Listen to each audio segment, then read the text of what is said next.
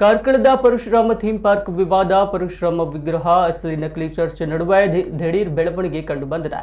ಇದೀಗ ಬೈಲೂರಿನ ಉಮ್ಮಿಕಲ್ ಬೆಟ್ಟದಲ್ಲಿದ್ದ ಪರಶುರಾಮ ವಿಗ್ರಹವನ್ನ ದಿಢೀರ್ ತೆರವು ಮಾಡಲಾಗಿದೆ.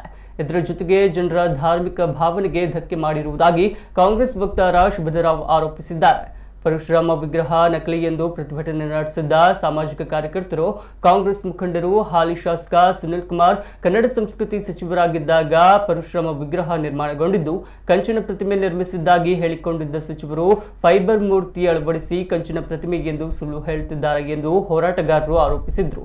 ಕಾಮಗಾರಿ ಪೂರ್ಣಗೊಳ್ಳದ ಕಾರಣ ಅರ್ಧಂಬರ್ಧ ನಿರ್ಮಾಣಗೊಂಡಿದ್ದ ಮೂರ್ತಿಯನ್ನ ಇದೀಗ ಲೋಹದ ಪ್ರತಿಮೆ ಅಳವಡಿಸುವ ಸಲುವಾಗಿ ತೆರವು ಮಾಡಲಾಗಿದೆ.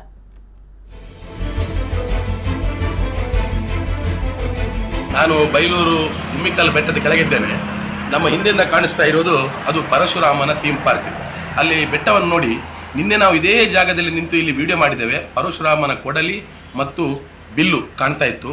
ಇವತ್ತು ನೀವು ಅಲ್ಲಿ ಅಬ್ಸರ್ವ್ ಮಾಡಿದರೆ ಪರಶುರಾಮನ ಕೊಡಲಿಯೂ ಕಾಣ್ತಾ ಇಲ್ಲ, ಪರಶುರಾಮನ ಬಿಲ್ಲು ಕಾಣ್ತಾ ಇಲ್ಲ. ಅಂದರೆ ನಿನ್ನೆ ರಾತ್ರಿ ಆ ಮೂರ್ತಿಯನ್ನು ಅಲ್ಲಿಂದ ತೆರವು ಮಾಡಲಾಗಿದೆ.